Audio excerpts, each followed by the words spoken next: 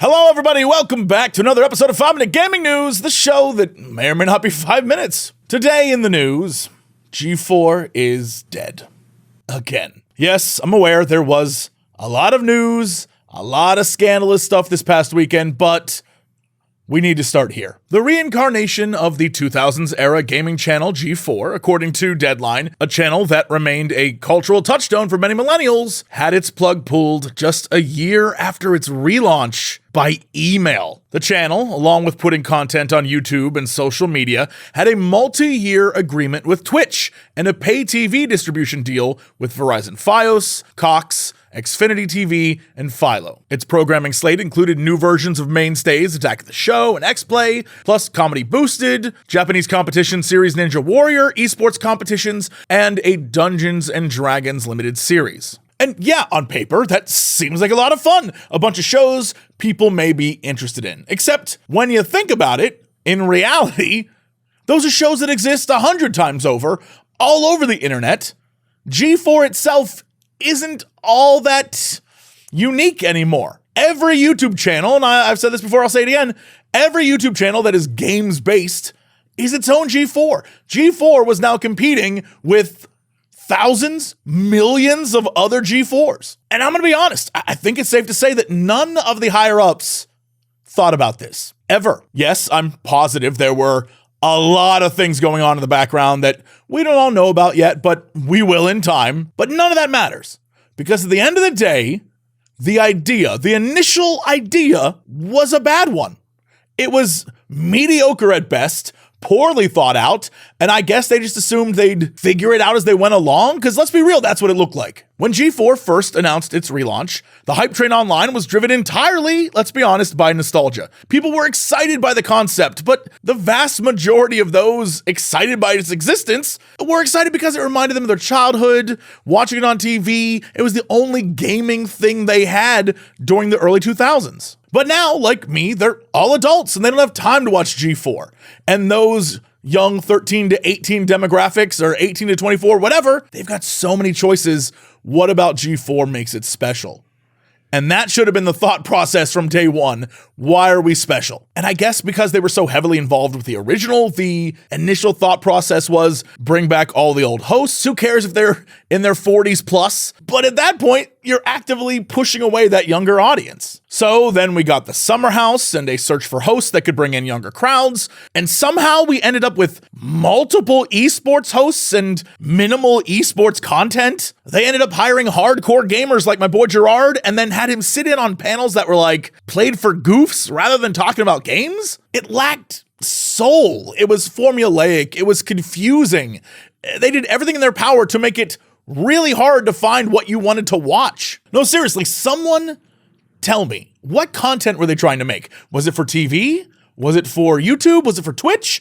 Never once has trying to do all three ever worked out. I cite Maker Studios' attempts, the multiple times they tried to do that. Then when they got with Disney, they had like a Disney show that was like clips of YouTubers. It was very bizarre. I don't know who the hell was watching it. And meanwhile, while all of this is going on at G4, bosses are changing, executives are moving in and out, the original planners are gone, and it's kind of just struggling to continue on in the hopes that maybe one day they'll nail it. And so they bring in more people like different streamers and try to bring in their audience to buff their own audience. And it's just the thing that you see happen frequently where someone gets the idea of, if I invite guests, I can lure their audience in and I'll get big numbers and their audience will stick around, like that kind of thing. But it never works. It never works in a sustainable way, we'll say.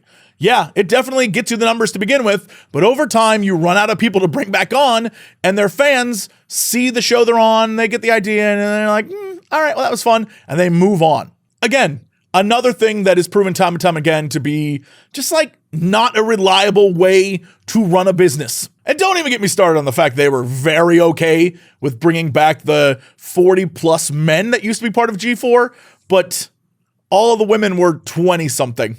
Just throwing that little tidbit out there. And I could go on ranting for a while, but the worst part is the fact that none of this is the fault of the talent or the staff or the crew. It is entirely poor leadership. It has always been poor leadership. It's been what I've been saying since the beginning. I'm not even sure if the people who are in charge right now are to blame, because those who started it pieced out when they saw there were problems. It's been obvious to myself and anyone else that since its inception, the founders had no idea what they were doing, because from moment one, it seemed like a rich dude's idea of wasting a few bucks. But these are real jobs with real people. You know, I wish them all the best. I hope everyone lands on their feet. Good riddance to this mess, and hopefully I can fill your day with some better news, because it's Monday, and that means it's time for releases. Out today, or tomorrow, depending on where you live, A Plague Tale Requiem. Amicia and her brother Hugo return in the follow-up to the incredible A Plague Tale Innocence.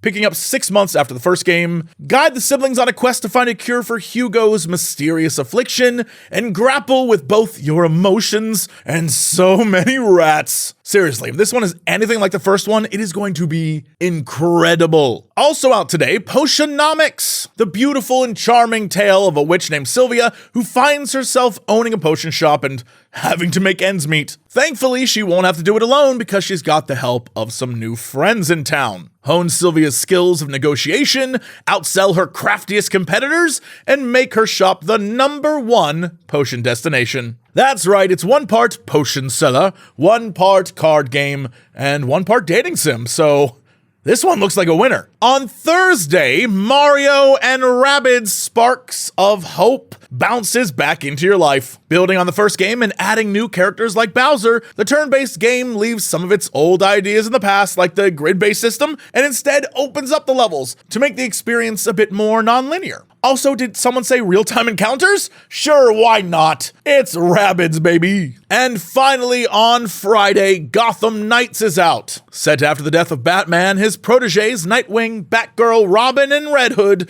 must come together to solve his final case and perhaps lead them to his killer. I got a chance to play some of it. I enjoyed it a bunch, but I have to say the real winner here is at launch. It has co-op, and eventually we'll have a separate 4-player mode next month. Pretty excited to check this one out this weekend. Speaking of checking things out, can I recommend youtube.com/coxclips? Well, of course I can. It's my show. I can do whatever I want. Anyway, you should go over there. Check out all the fun things we have, VODs and shorts and all the videos and whatnot. Take your mind off the fact that G4 was a mess. And I'll see you all tomorrow for another episode of 5 Minute Gaming News.